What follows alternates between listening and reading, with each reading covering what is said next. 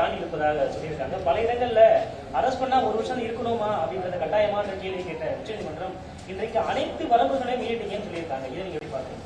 ஆமா, அனைத்து வரம்புகளையும் மீறிவிட்டார்கள் என்றால் ப்ரொசீஜரல் நடைமுறை சட்டங்களை மீறி இருக்கிறார்கள், அரசியலமைப்பு சட்டத்தை மீறி இருக்கிறார்கள், பெடரல் ஸ்ட்ரக்சர் என்று சொல்லக்கூடிய அந்த மாநில சுயாட்சி என்பது அரசியலமைப்பினுடைய அடிப்படை தத்துவம், அதை மீறி இருக்கிறார்கள்.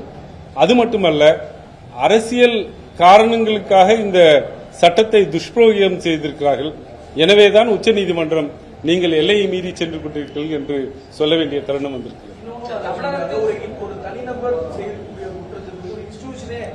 அதுதான் அது நான் ஏற்கனவே சொன்ன போல, ஒரு டாஸ்மாக் கடையில் இருக்கக்கூடிய மேலாளர் ஒரு 50,000 ரூபாயோ 75,000 ரூபாயோ கணக்கில் வராமல், அன்றைக்கு கணக்கில் வராமல் வைத்திருந்தால் லஞ்ச ஒழிப்புத்துறை, தமிழக லஞ்ச ஒழிப்புத்துறை திடீர் சோதனைகள் நடத்துவார்கள், சர்ப்ரைஸ் செக் நடத்துவார்கள்.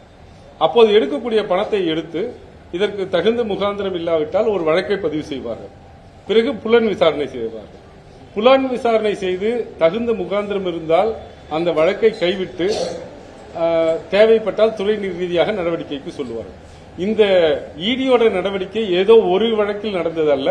2014 அதிமுக ஆட்சியிலிருந்து ஒரு 39 வழக்குகளும், திராவிட முன்னேற்ற கழகம் ஆட்சியை பொறுப்பேற்ற பிறகு நடைபெற்ற 7 வழக்குகளும், இத்தனை வழக்குகளையும் ஒன்றாக சேர்த்து பிரிடிகேட் அஃபென்ஸ், அதாவது முதன்மை வழக்காக எடுத்துக்கொண்டார்கள்.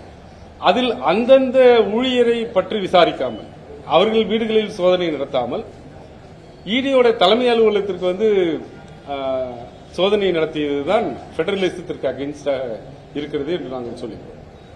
தமிழகத்தில் அதிக அளவில் இந்த ஈடி ரைட் வந்திருக்கு. இந்தியாவில் மற்ற மாநிலங்கள் எங்கும் இல்லாத அளவுக்கு இங்கே நாளும் சோதனைகள் அதிகமாக நடந்தது. அப்படிப்பட்ட சூழ்நிலையில் இந்த தீர்ப்பு இது உண்மையிலேயே இந்திய முழுமைக்கமான ஒரு தீர்ப்பாக நாங்கள் பார்க்கிறோம். முதல் முறையாக உச்சநீதிமன்றம் நீங்கள் மாநில சுயாட்சிக்கு எதிராக நடக்கிறீர்கள் என்ற ஒரு கருத்தை முன்வைத்திருக்கிறார்கள். இது இந்திய முழுவதுக்குமான எல்லா மாநிலங்களிலும், குறிப்பாக எதிர்க்கட்சி ஆட்சி செய்யும் அனைத்து மாநிலங்களுக்கும் இது பொருந்துமாக நாங்கள் கருதுகிறோம். தமிழகத்தில் அதிகமாக ஈடு நடவடிக்கைகள் இருக்கிறது என்றால், தமிழகத்தில் 2026 தேர்தல் வருகிறது.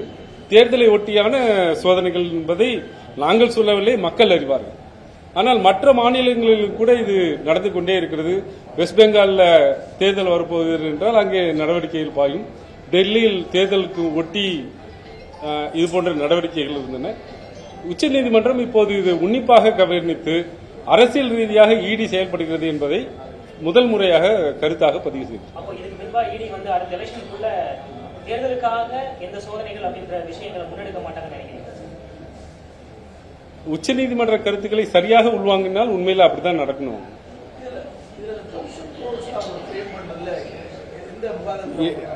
அதுக்கான முகாந்திரமே இல்லை என்றதான் எங்களுடைய வழக்கு. அதுதான் நாங்க கிரவுண்ட்ஸ்ல சேர்த்திருக்கிறோம்.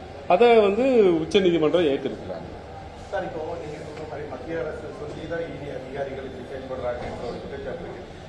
அது குற்றச்சாட்டு இல்லை, அது உண்மை.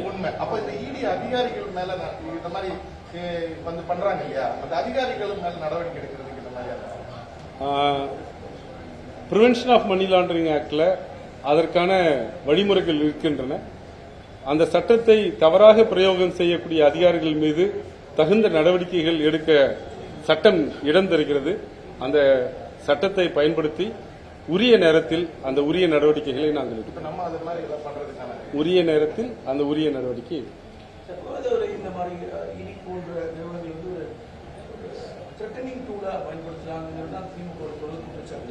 திமுக மட்டுமல்ல, திமுக இதை தொடர்ந்து வலியுறுத்தி சொல்லிக் கொண்டு வருகிறது.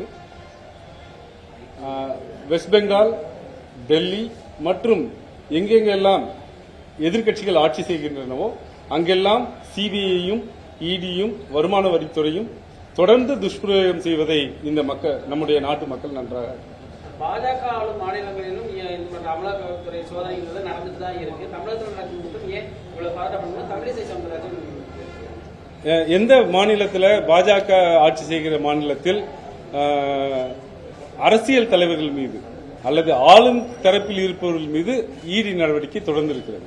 அதற்கு மாறாக எதிர்க்கட்சியில் இருப்பவர்கள் மீது இடி நடவடிக்கை தொடரப்பட்டு அவர்கள் பாஜகவில் சேர்ந்தவுடன் அவர்கள் புனிதர்களாக்கப்பட்டு அந்த நடவடிக்கை கைவிடப்பட்டு அவருடைய சொத்துக்கள், முடக்கிய சொத்துக்களை ரிலீஸ் செய்து கொடுத்ததுதான் நாங்கள் பார்த்துருக்கோம். பிளே ஸ்டோர் மற்றும் ஆப் ஸ்டோரில் இருந்து பாலிமர் செயலியை QR கோடு மூலம் பதிவிறக்கம் செய்யுங்கள். செய்திகளை உடனுக்குடன் பெறுங்கள்.